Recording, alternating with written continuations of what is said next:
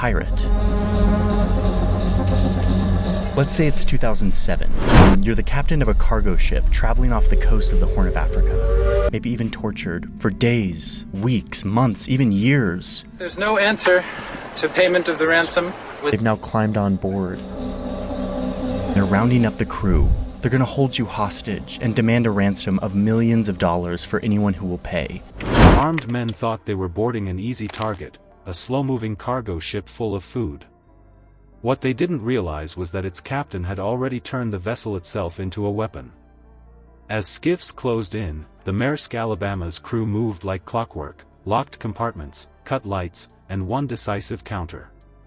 The pirates were armed, but unprepared for a crew that had trained for this exact nightmare.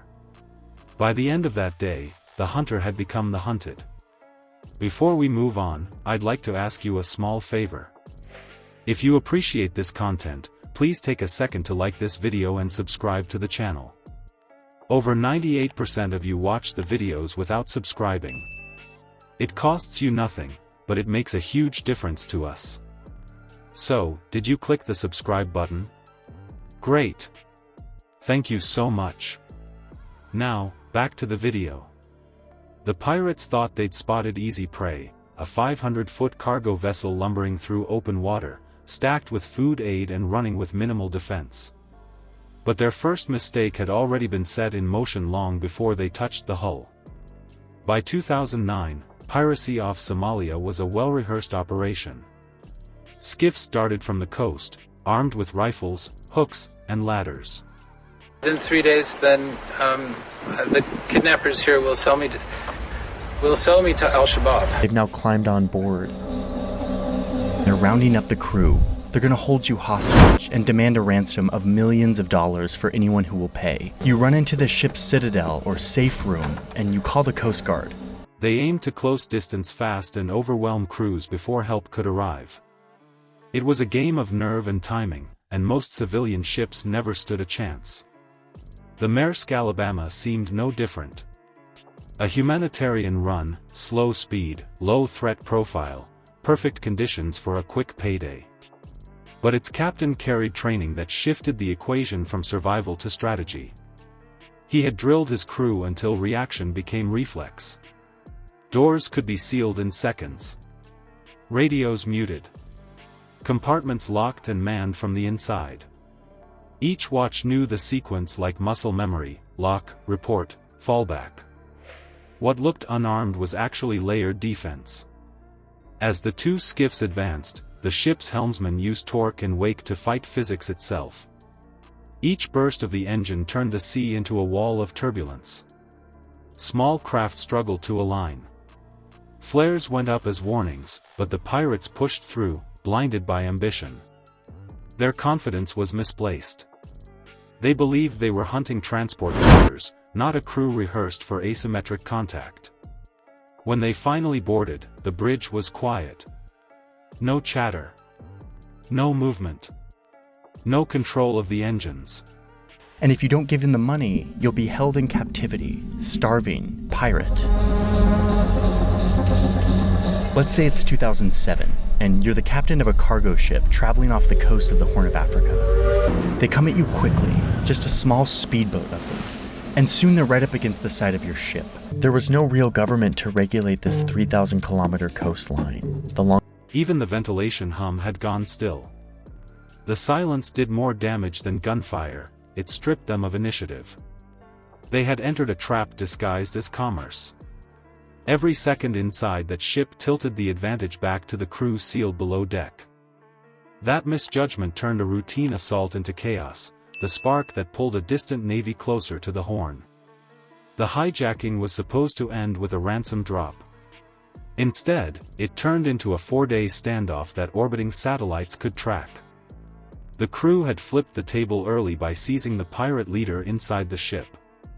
That single reversal changed the chessboard. What began as robbery now had a captured hostage on both sides. It wasn't commerce anymore, it was national security. Forced off the Alabama, the remaining pirates fled to a small lifeboat, dragging Captain Phillips with them. The lifeboat was only 18 feet long, sealed in heat, rocking with each wave. Supplies dwindled by the hour. Every gust of wind pushed them farther from shore and closer to U.S. naval eyes. When you look out at the ocean and you see these guys, longest coastline in Africa. As a result, huge fishing boats, mostly from Iran and Yemen, took advantage of this free-for-all. The pirates weren't chasing payment now, they were chasing survival under an overhead drone and a warship that could see every move. Then the USS Bainbridge arrived. An Arleigh Burke destroyer, laden with sensors and missile batteries, shadowed the fiberglass lifeboat like a steel guardian. A P-3 Orion circled high above, relaying position updates through encrypted channels to Washington. The message was clear. A civilian attack had drawn the full attention of a superpower. But the Navy didn't rush. Negotiators offered food, water, and medical care, keeping the pirates talking while analysts mapped distance and drift. This tactic wasn't about words, it was about geometry. Each meter of controlled range bought time for Navy SEALs to move into place, rifles already zeroed. Inside the boat, Phillips stayed deliberate, calm under the rifle muzzles, gauging reactions as carefully as any commander. At the exact moment a rifle swung toward him, 3 synchronized shots ended the standoff. Less than 5 seconds of violence after 4 days of pressure. Or maybe you try to spray them with this water hose to scare them away. But it's too late. They may be even tortured for days, weeks, months, even years. There's no answer to payment of the ransom. The country fractured, and instead of a central government, local clans started to control patches of the country. 3 targets down, 1 hostage free. That resolution hardened global anti-piracy doctrine, funneling into Combined Task Force 151, a coordinated web of patrols that later crushed maritime hijack rates across the Somali basin. What began as greed had turned into a live demonstration of asymmetrical defense. Precision, patience, and control prevailing where brute force once ruled. The real victory came before a trigger was pulled. Discipline, sealed compartments, and cold patience beat firepower that day. The crew won through preparation, not luck, proving that control under chaos is its own form of combat readiness. So what kind of mindset does it take to stay composed when every move could cost a life? And in the next era of naval conflict, will information, timing, data, and deception prove deadlier than weapons themselves? Subscribe and join a community that seeks to understand the realities of modern conflict.